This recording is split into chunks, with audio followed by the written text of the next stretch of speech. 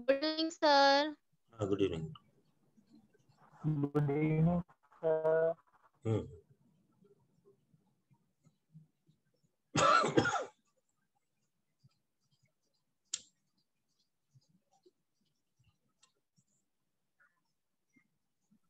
Good evening sir. Good evening.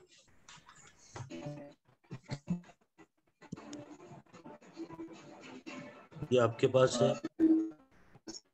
Good evening sir. Good evening sir. Good evening. Good evening sir. Good evening.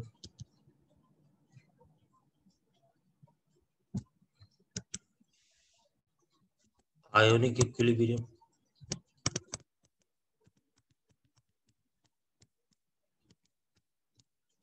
ये lecture कौन सा बेटा याद है किसी को? 5th है शायद। 5th sir.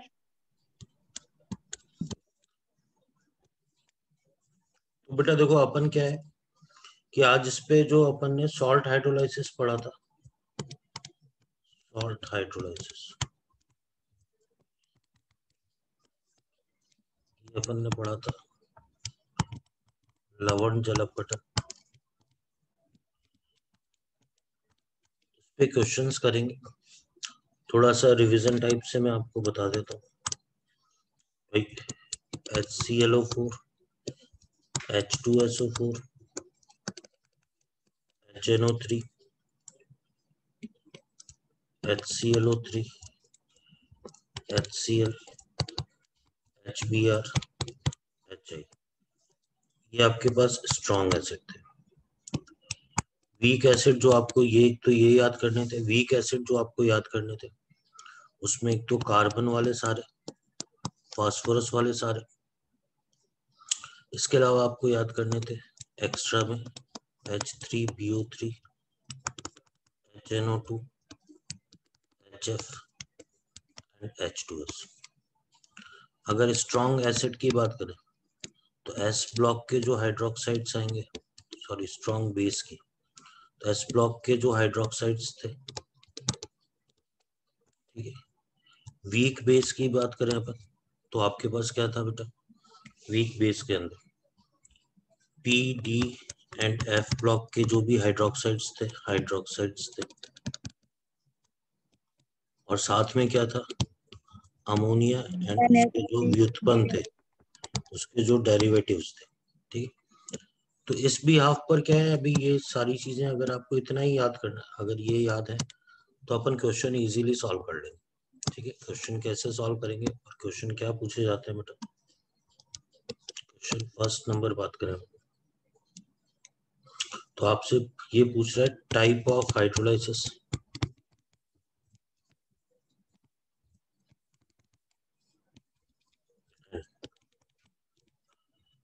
Nature of solution, जल अपघटन का प्रकार,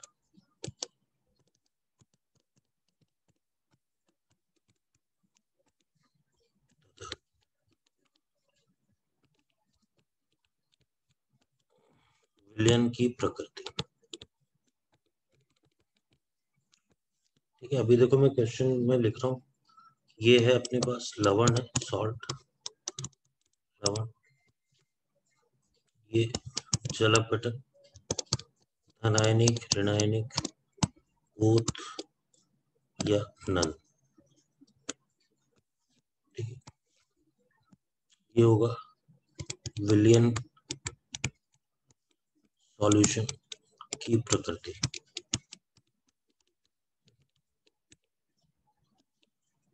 सॉल्यूशन का नेचर, ठीक है। अब आपको जवाब देने होंगे बेटा। AlCl3, मैं 2-3 लिख देता हूँ। NaCl, K2CO3,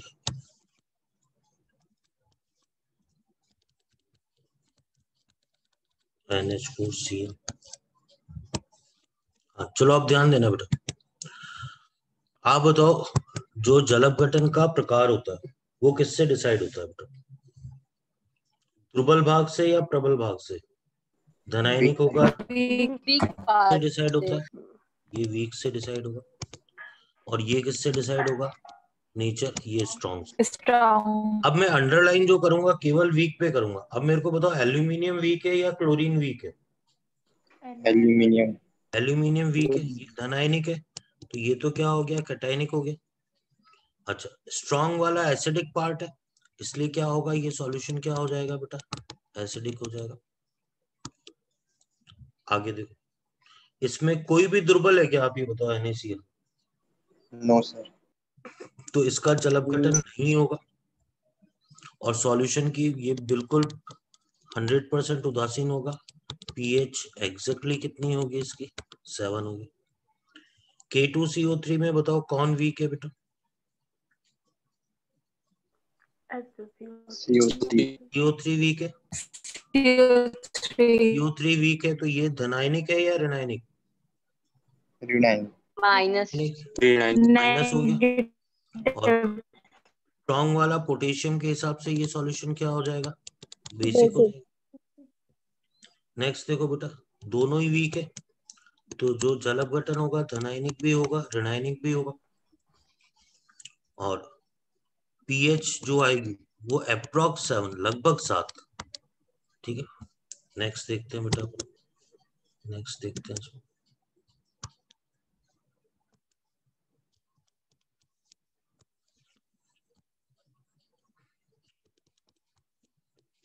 Na3PO4,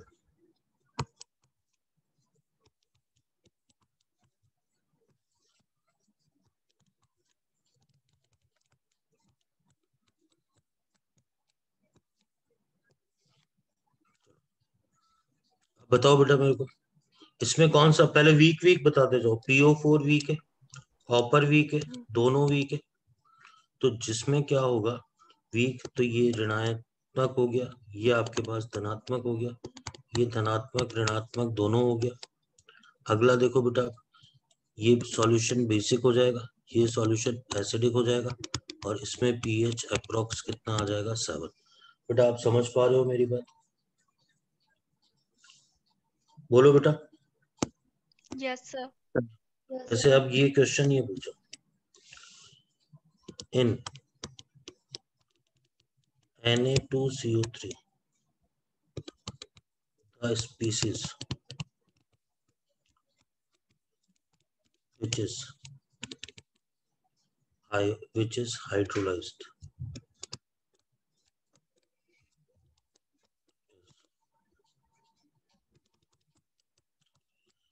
NO2CO3 में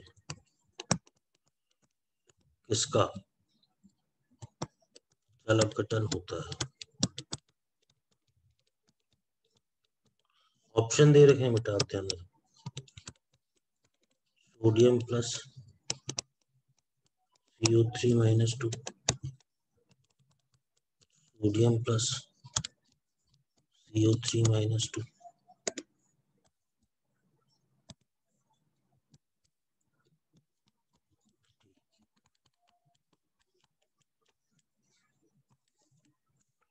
अब आप ये बताओ इसका आंसर क्या आएगा सॉल्यूशन में। वास्तव में जो जलपघटन होता है हाइड्रोलाइसिस होता है, हाइड्रोलाइसिस हमेशा कौन से भाग का होता है, वीकर पार्ट का होता है, वीकर पार्ट का। तो बेटा वीकर पार्ट Na2CO3 में सोडियम प्लस और CO3 माइनस 2, वीकर कौन सा है बेटा इसमें? कार्बोनेट है।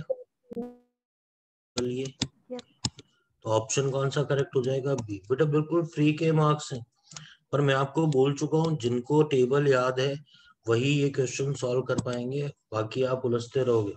अब जैसे मैं आपको बताता हूँ, ये फॉर्मूला आया इसने का, H+ का फॉर्मूला दिया इसने,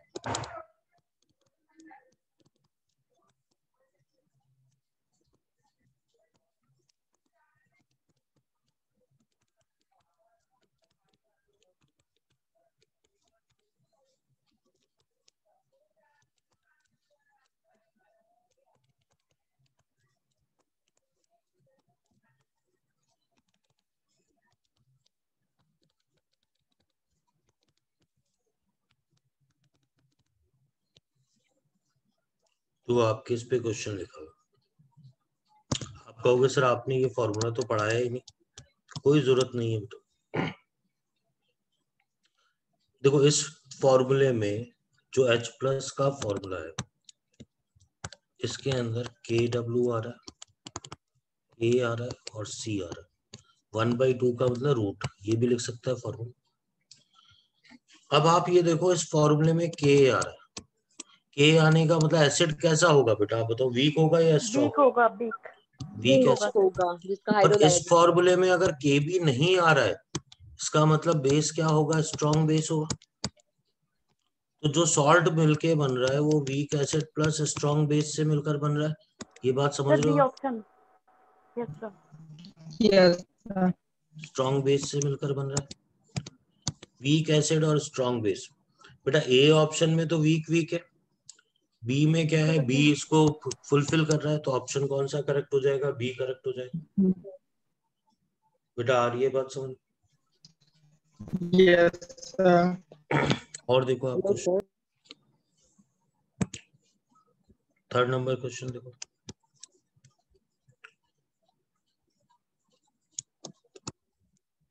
When salt is mixed,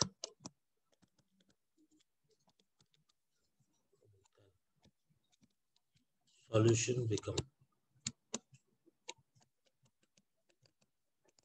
acidic. Salt is, जब लवण को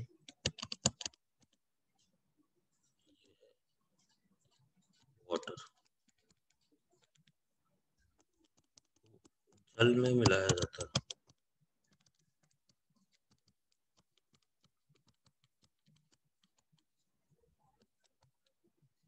तो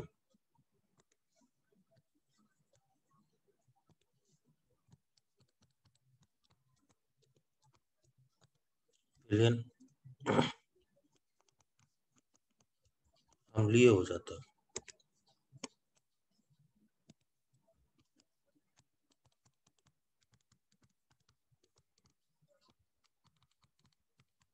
लवण